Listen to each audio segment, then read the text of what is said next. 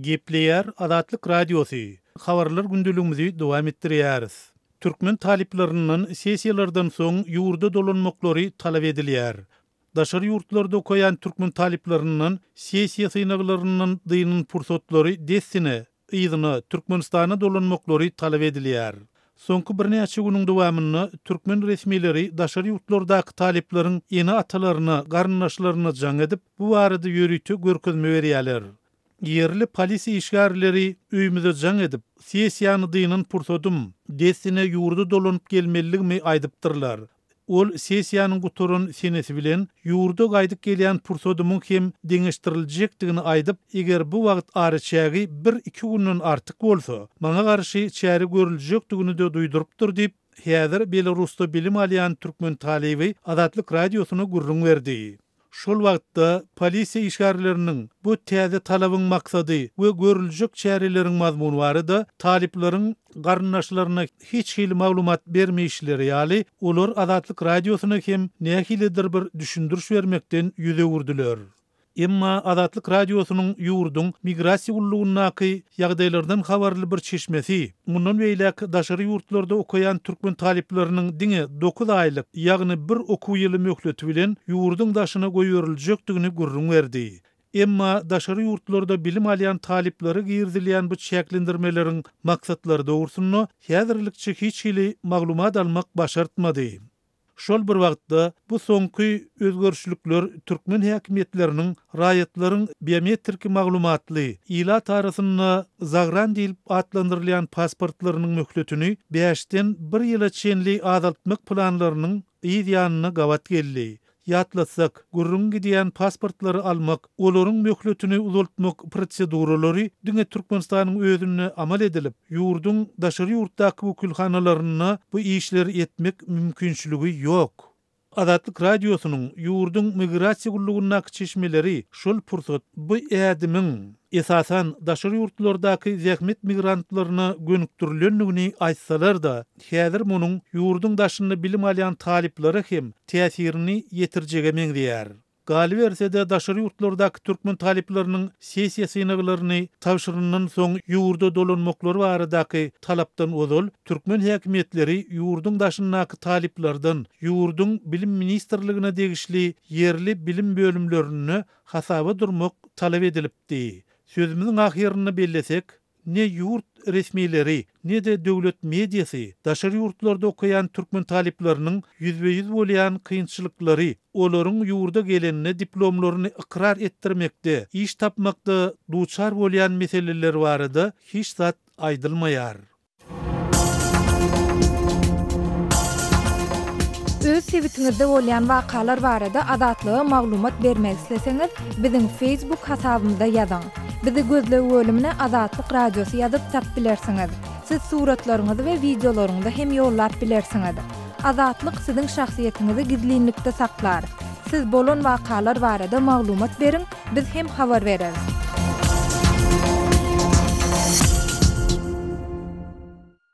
Gepleýär Adatlyk Radiosy. Habarlar günnälik gepleşigimizi men Sahra dowam etdirýärin. Türkmenistanda 21 martda bellenýän Nowruz bayramyna bagyşlanyp geçiriljek bayramçylyk çärelerine köpçüliklerin taýýarlyk görülüp başlandy.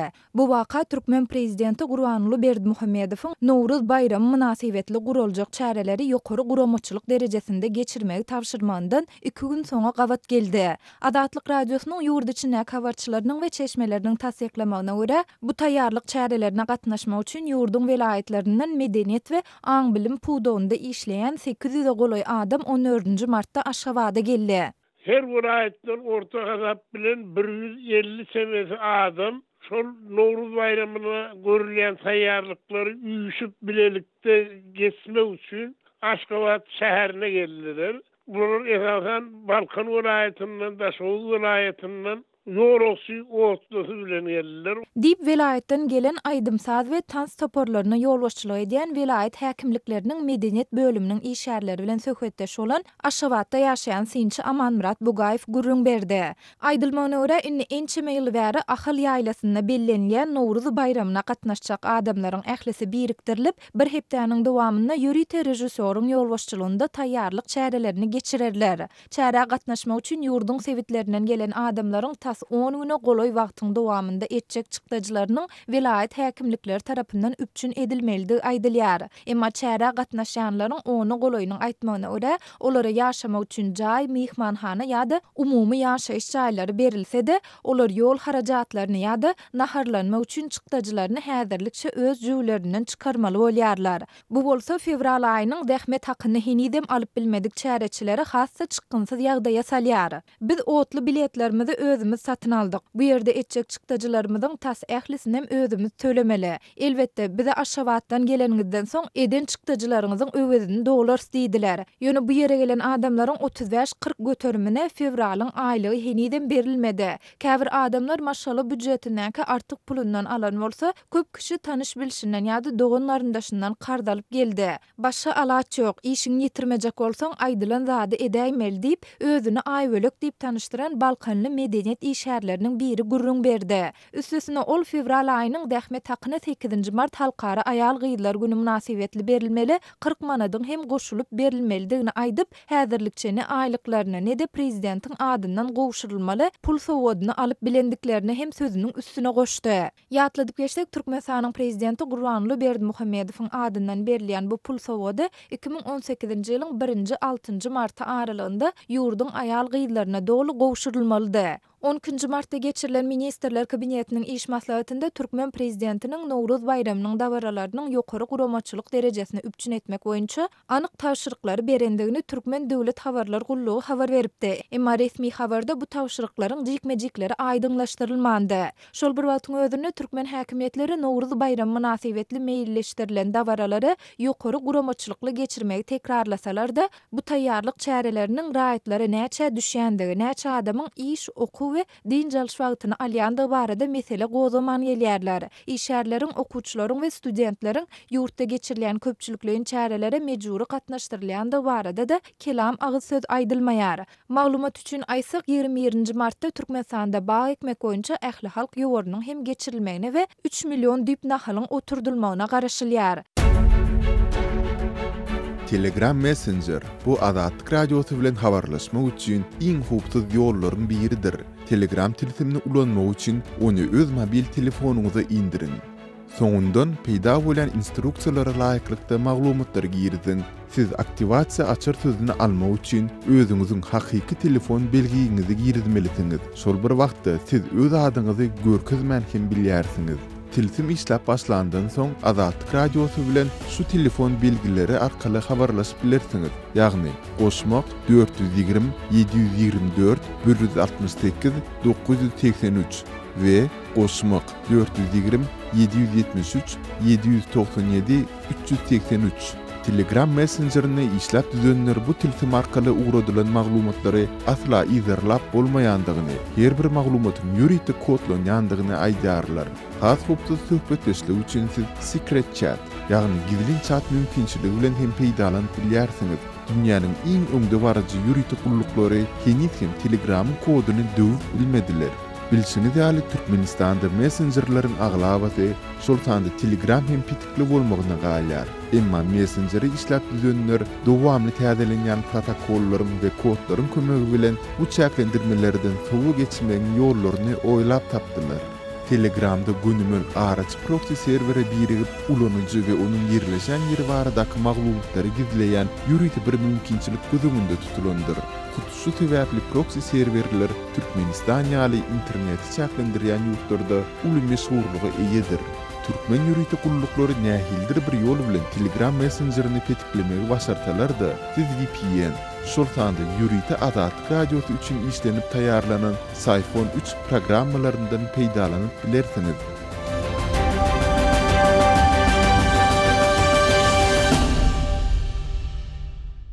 Gepler Azatlyk Radiosu efirde siz bilen men Sultana Çelwa gepleşiklerimiz dowam etdirýäris. Aşgabat şäherinde döwlet dükkanlarynda satylýan haritler bilen hususy dükkanlarda satylýan haritlaryň bir-birinden tapawutlanýandygyny ýaşaýjylar aýdýarlar. Aşgabatly ýaşaýjy Mehrin aýtmana görä döwlet dukanlarynda käbir haritlaryň bahalary hususy dukanlara garanyňda gymmat bahalanýar. Ozalky düşünjämde görä döwlete degişli dukanlarda haritlaryň bahalary ardarrak bolmaly kandy ýerdik. Emma soňky 6 aýdan beri hususy dukanlardaky haritlaryň bahasy bilen döwlete degişli dukanlardaky haritlaryň bahalarynyň nerede arzan, nerede gymmatlygyna düşüner ýaly bolmady diýip ol dowam edýär. Aşgabatyň Gowdan massivindäki Goşan adlandyrylan dukanyň ýumurtga satyn almaga bardım. Ol ýerde bir gap, ýagny 30 san ýumurtganyň bahasy 15 manat diýdiler. Men hususy dukanlara hem aýlanyp göreýin diýip Goşanyň aňyryandaky hususy dukana bardym. Ol ýerde 30 san bir gap ýumurtganyň bahasy 12 manat ýazyla duran ekeni. Men elbetde 12 manatlyk ýumurtgadan satyn alyp gaýtdym. Şol bir wagtda ozal döwlete degişli dukanlarda bir ýumurtganyň 30 teňe bolandygyny, häzir onuň 50 teňeçeli ýokarlanýandygyny aýtmak diýär. Mehrin aýtmana görä ady önümleriniň bahalarynyň ýokarlanmagynyň daşary döwlete degişli dukanlarda olaryň satylmana hem çäklendirilmegi giridilýär. Ahal ýagy hemişe tapdyryp durmaýar. Onuň gytalandygyna indi bir ýyla bolay wagt bolup barýar. Emma ozal dukanlaryň tekçelerinde duran Altynay, Türkmenawat, Akpamyk ýaly 1 litrlik gaplara gaplanan ösümlik ýaglaryna ozal çäklendirme ýokdy. Şuň Altynay ösümlik ýagynyň 4 gawaljak bolsam, döwlete degişli 48-nji dukanda maňa diňe 2 gap ýag almagy ruhsat berdi. Hälam şäher içinde ýaşaýan Gowdat. Erte bir onu ýene-de gelip alaýaryn diýdim. Uly maşgal üçin 2 litr ýagyň 2 güne ýetdir. Başga da gerek zatlaryň, un, şeker ýaly zatlara hem çäklendirme girilenden soňra günde dukanyň ýolunda bolmaly bolýardyň diýip, Mehri bu ýagdaýlaryň öý hojalykçy denalar üçin uly kynçylyklary döredýändigine öňde çekýär. Şeýle de ýaşaýjylar adyk önümleriniň günde diýen ýaly bahalarynyň ýokarlanýandygyny aýdýarlar. Düýnüň bahasy 4 manatlyk kartoşkanyň eýen 1 kilosynyň bahasynyň 4 manat 50 teňeden satylýandygyny, 2 manatdan bolan pirogojnylaryň 3 manat bolandygyny, ozal 1 kilosy 2 manatdan bolan käşiriň häzir 3-4 manat aralygynda satylýandygyny, hatda bu gymmatlaşygyň hususy önümçiligi, ýagny düýe çalýaly öýlerde taýýarlanan önümlere hem öz täsirini ýetirendigi aýdylýar. Ozal 1,5 litr gaplanan düýe çalyny 3 manata satyn alýardyk. Indi onuň wagty 5 manata çeli ýokarlandy. Esasan hem daşar döwletlerden gelen konditer önümleriniň bahalarynyň aşa ýokarlanandygyny ýaşaýjylardan eşitmek bolýar. Diňe bir ady haritlar däl, henagat haritlary, kirýüjü terişdeler, aýal aýlaryň geýimlik matalary juda ýokarlandy diýip köp ýaşaýjylar nygtýarlar. Gepleyer Azatlyk Radiosu. Siz habarlar gündeligimizi dinleýärsiňiz. Martin Sommersyň baş tutanlygynda Halkara Valuta Fondunyň missiýasy 19 fevral we 6 mart aralygynda Aşgabada eden saparynyň netijeleri boýunça 9 martda beýanat ýaýratdy. Türkmenistanda amalaşylýan ýeňillik reformalarynyň durmuşa geçirilýänligi üçin şeýle-de döwlet büdjetinden sarp edilen agramly goýumlaryň maliýeleşdirilmegi sebäpli ýurtda 2017-nji ýylda resmi maglumatlara görä inflasiýanyň ortaça 8%-den ýokary galandygy beýanatda edilýär. Halkara Valuta Fondunyň Aşgabatda saparda bolan işgärleriň pikirine görä ýurduň daşarky defisitiniň göwrümi göz öňünde tutulup goşmaça çäreleriň görülmegi, şol sanda valutanyň alış-çalış bahasynyň düzelmegi zerur. Halkara Valuta Fondu öz beýanatynda Türkmen ykdysadyýatynyň kynçylykly ýöne şol bir wagtyň özünde gowulaşýan daşky ykdysady gurşawa uýgunlaşmaga dowam edýänligi bellendi. Emma Halkara Valuta Fondunyň Türkmenistana edýän soňky rekomendasiýalary näme aňladýar? Azatlyk Radiosu bu we beýleki soraglar bilen Angliýanyň Glasgow Universitetiniň Merkezi Aziýa meseleleri boýunça bilermeni professor Luka Anceska ýüzlendi. Ol öz sözüne şeýle başlady. There are two main conclusions that can be drawn from me. The first one is that Men mundan bir näçe netije çykaryp biljek. Birinciden resmi maglumatlar hemişe diýen ýaly keskitsiz. Biz ýurtda ýagdaýyň has agyrdygyny bilýäris. Şol sebäpden men Halkara Valuta Fondunyň agzalarynyň bu sanlary ynanmaýandygyny umyd edýärin. Sebäbi mundan bir näçe ýyl öň Türkmenistanda 8-10% ösüşiň bolandygyna ynanmak gaty kyndy. Häzirki wagt ýurtdaky ýagdaýy nazara alınmyzda 6,5% ösüşiň bolandygy hem hakykata ýakyn. Ikinciden Halkara Valuta Fondunyň beýanatyndan Türkmenistanyň ykdysady ulgamynda käbir zatlaryň nädöwri amala aşyrylýandygyny aňsa bolýar. Sebäbi olar daşky täsirler, daşky faktorlar diýse-de ykdysadyýatyň guruluşyny üýtgetmek üçin o diýen tagalla etmeýärler we ýurt mana resurs, ýagny girdejisi bir çeşme bagly bolmagynda galýar. Şonuň üçin meniň pikirimçe olar, ýagny Halkara Valuta Fondu ýurduň Hytaý bilen gaz sowdasynyň ýurduň umumy ykdysadyatyna ýetirýän täsirini gowşatmak maksady bilen hökümetiň göz göz öňünde tutulmadyk ýagdaýlar üçin haýsydyr bir hereket planyny taýýarlamalydygyny çaklaýarlar. Mitigate the impact that the trade with China is having on the general economy. Türkmenistanyň ykdysadyýatynyň monoresurs, ýagny girdejeti bilen bir çeşmeýe bagly guruluşynda saklanyp galýanlygyny bellädiňiz. Halkara Valuta Fondu hem türkmen häkimetleriniň ykdysadyýatynyň uğrunyň üýtközülmegine maslahat berdi. Türkmenistan bagatynda muny aýtmak aňsat däl şeýle dälmi? Diversification is that kind of economic reform that requires time. Iqtisadiýetin diversifikasiýalaşdyrylmagy wagt talap edýär. Munyň käbir täsirleri hem bolýar. Mysal üçin biz 2018-nji ýylda iqtisadiýety diversifikasiýalaşdyrmagy planlaşdyrsak-da, onuň netijelerini 2030-njy ýyla çenli görmeris. Şol sebäpden bu proses has öň, ýagny 90-njy ýyllarda amala aşyrylmalydy.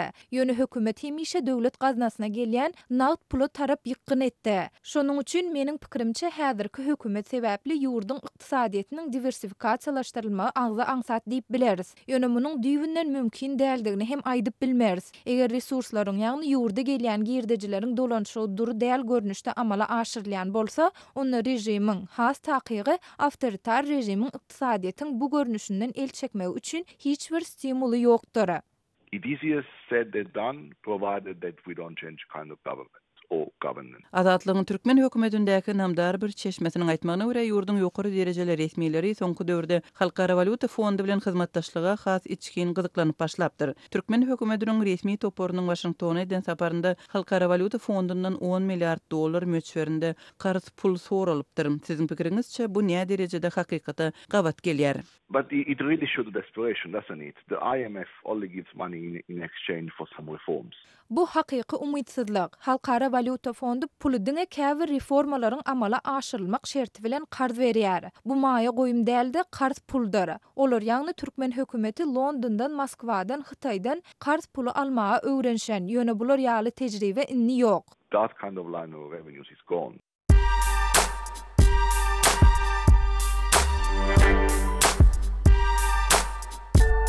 Qaderli dinleyijiler, indi siz Türkmenistanda bolup geçýän soňky wakalary Azatlyk radiosynyň Adnaklasniki tahypasyndan hem izlerlap bilersiňiz.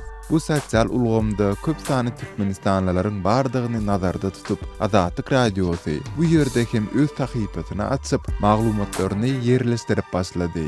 Bize goşuluň.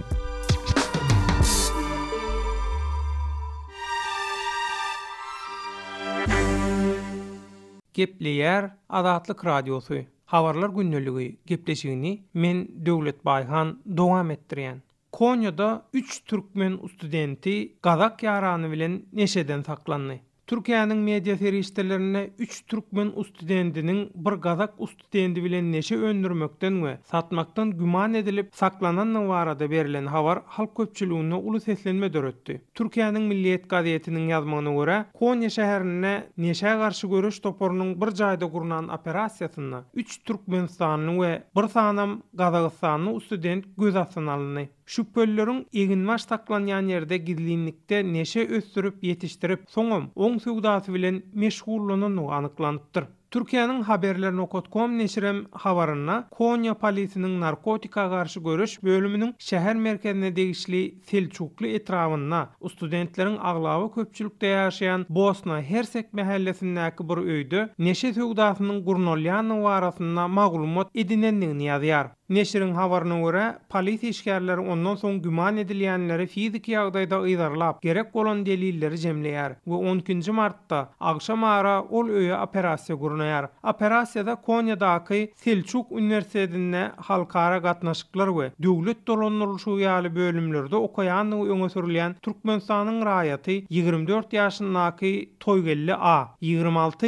ýaşyndaky Döwran M bilen Arazgylyç A atly student we olaryň Gazakstanly ýaranyny göz astyna alýar. Polisiň öýde geçiren barlygyna bolsa bir otogda eginmaş saklanýan ýerde gizlilikde neşe maddasynyň ösürilip ýetişdirilýändiginiň üstü açylýar. Şol ruwatyň özünde satyga taýýarlanyp, ýürüýte gaplanyp goýulan 50 gram beň hem tapylýar. Türk telekanallarına görkezlen video şekillerde bolsa, studentlerin eginmaş taklanýan ýerde ýörüýteleşdirilen enjamlaryň kömegi bilen nädip neşe ösümlüğünü östürüp yetiştirenligi görkezilýär. Anonim ýagdaýda Azatlyk radiosyna maglumat beren Konya'daky bir polis çeşmesi türkmen studentler bilen baglanşykly metbuatdaky habaryň dogrudygyny tasdiklamak bilen güman edilýänleriň polisdaky soragda neşe ösümlüğü we ben özümüz üçünni görünüşini düşündürüş berenligini aýtdy. Ol polisdaky soragdan soň 13 martda geçirilen kadyet işinde iki türkmen studentiniň tutuklugy höküm edilendigini, biriniň bolsa ýuridik ýagdaýy dogly seljerlýänçe gözegçilikde gezmegine karar berilendigini bildirdi. Ýatlap geçmeli bolsa mundan owal 2017-nji ýylyň 6-njy noýabryna Istanbulyň Fatih etrafynyň Saraç İshak mahallesiniň köşkli hammam çykmady diýen ýerindäki myhmanhana gurnulan operasiýada YR atly Türkmenistanyň bir zenan satyga çykarylmaga taýýar görnüşini köp mukdarda ben, gaty we ogrudylan görnüşde kokain bilen Laynip atlandyrylýan neşe maddasy, 18 sany tüpün güllesi we neşe satygyna ulanylýan terezi bilen göz astyna alınıpdy. Şeýlede İstanbul polisiniň neşe garşy görüş bölüminiň Zeytinburnu, Awjylar, Bayrampaşa, Esenyurt, Büyükçekmece, Fatih we Ataşehir etraplaryna geçiren operasiýalaryna neşe satmakda güman edilýän 21 sansy Türkmenistanly jemi 33 adam tutuk edilipdi. Gepleýär Azatlyk radiosu. Eferde Maksat Ataev bilen habarlar gündeligi. Britaniýa 23 Rus diplomatyny ýurtdan gowy zäherli gaz boýunça Moskwa garşy çäre görýär. Ozolky Rus içalysyny sowuk uruşy döwrüniň himik ýaragy bilen Britaniýada zäherläp öldürmekde aýplanýan Moskwa özüne berilen wagtyň dowamyny düşündürüş bermäni üçin Britaniýa 23 orsiýetli diplomaty ýurtdan gowýar. 14-nji martda eden çykyşyna premier minister Theresa May ýurtdan gowulýan diplomatlara bir hepde wagt berdi we olary hasaba alınmadyk ýörüýi togullygyň ofitserleri atlandyrdy. May bu çäreni soňky 30 ýylyň dowamyna san taýdan iň köp orsiýetliğiniň ýurtdan gowulmagy häsiýetlendirdi. Şeýlede bu çärenin Rus ýörüýi togurluklarynyň Britaniýadaky hereket mümkinçiliklerine darwa urjakdygyny aýtdy. Şol bir wagtyň özünde ol Britaniýanyň orsiýet bilen ähli ýokary derejeli gatnaşyklary togtudýanyny, Rus daşary işler ministri Sergey Lavrowa edilen çaklygyň ýatyrylýanyny we Britaniýaly ministrleriň hemde şam aşgalasynyň öňümizdäki tomusda orsiýetde geçiriljek dünýä çempionatyna gatnaşmajakdygyny aýtdy. Ozalky Rus içalysynyň sowuk uruşy döwründe oýlanyp tapylan zäher bilen zäherlenip öldürilmegi boýunça London Moskwadan düşündürüş sorapdy. Moskwa berilen wagt 14-nji martda ýary gece doldy. Britaniýanyň premier ministri Theresa May Sergey Skripal'yň we onuň gyzynyň Sowet goşunynyň oýlap tapan Novichok atly gaz bilen zäherlenmegine orsiýetiň eli bardyr diýdi. Bu çykyşdan soň Birleşen Ştatlary, Ýewropa Birleşigi we NATO Britaniýany goldap çykyş etdi. Orsiýet guman edilýän zäherde nusga almasa Theresa May'iň beren ultimatumyna jogap bermejekdigini aýdyp aýyplamалary ret edýär. 13-nji martda orsiýetiň Londondaky elçixanasy bu mesele bilen bagly beýanat ýaýratdy. Moskwa awzalyan himiki jisimden bir nusga alýança Londonyň ultimatumyna jogap bermedi. Orsiýete garşy istenlik jeda haýwatyna gaýtawul beriler diýip beýanatda aýdylýar. Bu aralykda Britan polisiýasy Skripal'yň 4-nji martda zäherlenmegi bilen bagly alınıp barlayan deriňegiň hepdelep dowam etjekdigini, özleriniň bu deriňe boýunça henüz anyk bir adamy soragy çekmäge taýýar däldigini aýtdy. Abaşanyň prezidenti Donald Trump bilen May'iň arasynda 13-nji martda geçirilen telefon töhbetdeşliginden soňra Aktan Britaniýanyň çykyşyna goşulyp, orsiýetde öndürilen himiki ýaragyň Birleşen Kararlykda ulanylmagy boýunça bar bolan jogapsyz soraglary orsiýetden jogap talap edýär. Halkara normalaryny göz görteli bolup şeýle ziýanly ýaraglary ulanýanlara garşy çäre görülmeligi dogrusyna iki lider ılalaşdylar diýip beýanatda aýdyldy. May zäherli maddanyň Angliýa nädip gelip düşenligi barada düşündürüş bermek üçin Moskwa 13-nji mart ýary gecäçeni wagt beripdi. Ol bu hüjüme gaýtawul hökmüni dürli ykdysady we diplomatik çäreleri gödeňinde tutýanlygyny aýdypdy. Theresa May 14-nji mart güni Ýerden howpsuzlyk geňeşiniň ýygynyny geçirdi. Orsiýetiň daşary işler ministri Sergey Lavrov Moskwada jurnalistleriň öňüne eden çykyşyna öz ýurdunyň awzalyan zäherli jisimden bir nusga görmek isleýänligini aýtdy. Ol bu hadise bilen bagly Moskwanyň gatyşygyny ret edip orsiýet beýgüne diýdi. Biz bu boş gurrun diýip beýanat ýaýratdyk. Biziň bu waka bilen bagly hiç ýyly ilteşigimiz ýok diýip Lavrov aýtdy. Britaniýanyň himik ýaraglary gadagan etmek boýunça guramadaky ilçisi orsiýetiň öz amarlaryna saklaýan ziýanly zäherli gazlar barady. Gurama giňişleýin maglumat bermänligini aýtdy. Hormatly radio dinleýijiler, şunuň bilen habarlar gündeligimiziň şu günkü sanyny geçirip gutarýarys.